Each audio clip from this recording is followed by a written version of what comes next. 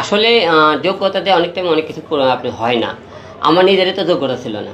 আমি হিরো আলম অযোগ্য লোক সবাই বলে। সে অযোগ্য লোক আপনাদের গাল খেয়ে আপনাকে অবহেলা শুনে আজকে কেন করে এই অযোগ্য লোক যোগ্য হওয়ার চেষ্টা করেছে। আজকে যোগ্য হওয়ার কারণে কিন্তু সারা ওয়ার্ল্ডে তাকে ছেড়ে 4বার জাতীয় সংসদ নির্বাচন করে অযোগ্য লোক। তারপরে মনে করেন আমি 10টি সিনেমা করেছি।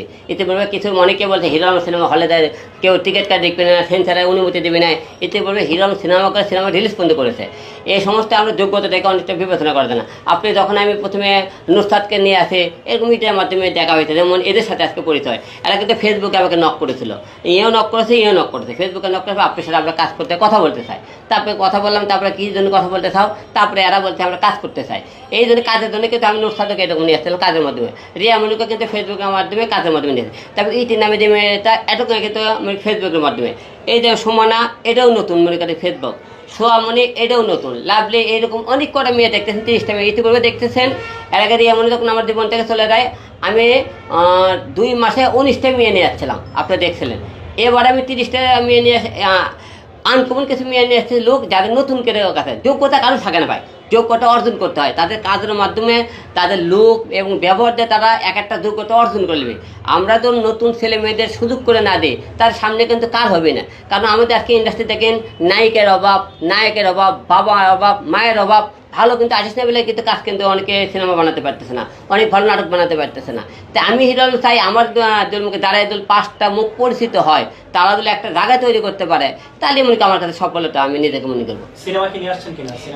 সিনেমা নিয়ে আসতেছি আমরা। প্রথমে আগে মিউজিক ভিডিও এবং ওয়েব সিরিজ দিয়ে শুরু করবো। তারা কীরকম কাজ পারে, তাদের লুক কেমন, দর্শক তাদেরকে নুসরাত, রিয়ামনি, ইতিক যেরকম জুটি হিসেবে আমাদের সামনে নিয়েছিল, তেমন এদেরকে যে 30টা মেয়ে নিয়ে আসতেছি, এদেরকে দর্শক কীভাবে গ্রহণ করে আমরা এটাকে দেখার পালা। তারপর সামনে অবশ্যই তাদের যদি কাদের পারফরমেন্স ভালো হয়, সামনে আমরা সিনেমা নিয়ে চিন্তা ভাবনা করবো। আর রূপালী পর্দার অনেক বড় বড় সিনিয়র আর্টিস্ট নিয়ে আমি কাজ করেছি। ইতিপূর্বে কাজে আচ্ছার, তারপরে মনে করেন হলে যে রিনা খান, দুলালি, মেহেদি, শবনম পারবেন, তারপরে মনে করেন মুনমুন, একা, তারপরে শিবা শানু, তারপরে মনে করেন জাদু আজাদ, তারপরে মনে করেন এরকম অনেক কিন্তু মনে করেন। হ্যাঁ, আমরা বড় বড় আর্টিস্ট নিয়ে ইতিপূর্বে কাজ করেছি, আপনি দেখেছেন।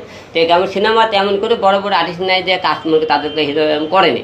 তো সামনে আরও বড় বড় আমরা তারকা, নতুন এবং পুরাতন দুইতেই আমরা যোগ করে সামনে কাজ করার চিন্তা ভাবনা করেছি। ইতিপূর্বে যেহেতু সিনেমা বানাইছি তাদেরকে নিয়ে, তো হিরো আলমে অনেকে কাজের কোয়ালিটি নিয়ে আপনার কথাবার্তা বলেন।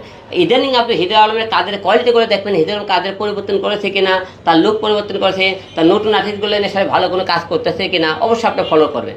আমার কাজ না দেখে, আপনার অতীতের কোনো কাজ দেখে অবশ্যই আপনারা বাজে মন্তব্য করবেন না। বাজে মন্তব্য করার আগে আমার যদি কোনো ভুল হয়ে থাকে, আমাকে সেগুলো ভুল আপনি ধরে দেন। হিরো আলম ভাই আপনি এই লেভেলেই কাজগুলো করেন, তাহলে আপনাকে আরও ভালো লাগবে। কিন্তু আপনাকে তা না করে আপনি গালি দিয়ে বকা দিয়ে কাউকে ভালো করা যায় না।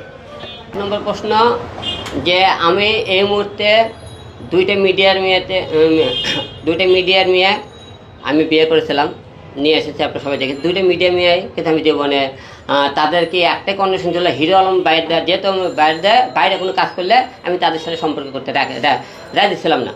তো এই পর্যায়ে কিন্তু নুসরাতও আমার সাথে সংসার চলাকালীন কিছুদিন ভালো ছিল, পরে তখন অন্য জনের সাথে কাজ করতে নুসরাত ডিভোর্স হয়ে গেলো। রিয়ামনির সাথে কিন্তু এমনিও আমার সাথে সংসার চলাকালীন সে অন্য জনের সাথে কাজ করার কারণে রিয়ামনির সাথে করে ডিভোর্স হয়ে গেল। এরকম আমি বর্তমানে মিডিয়াতে যেহেতু 2বার বিয়ে করে আমি ঠকেছি।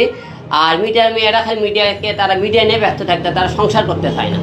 তো আমার যেহেতু 3টে বাচ্চা আছে, 3টে বাচ্চার মুখের দিকে থাকে, অবশ্যই সংসারে একটা মেয়ে প্রয়োজন। আর এই মুহূর্তে মিডিয়াতে আমি কোনো বিয়ে সাথে করার চিন্তা ভাবনা নাই, মিডিয়ার মেয়েকে বিয়ে করার চিন্তা ভাবনা নাই। কারণ আমার ফ্যামিলিগত হিসেবে এবার মিডিয়ার কোনো মেয়েকে তারা চাইতেছে না।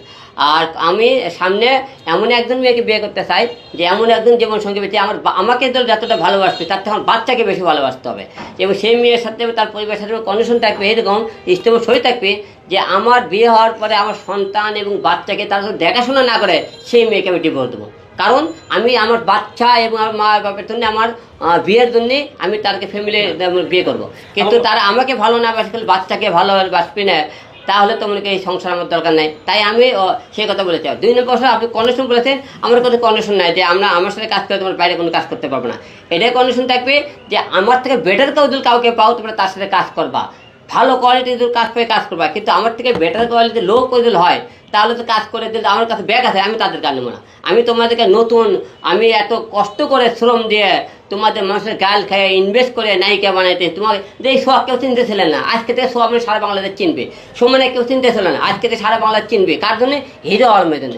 হিরো আলম যদি এত কষ্ট করে একটা ইনভেস্ট করে জায়গা তৈরি করতে পারে, তোমরা সেই জায়গা রাস্তাঘাটে আপনার ছেলেপেলের সাথে যারা কাউকে যোগ্য দেন তাদের সাথে কাজ করে আবার হিরো আলমের কাছে ব্যাগ আসবা, সেই মেয়েকে আর হিরো আলম তাকে নিয়ে গ্রহণ করবে।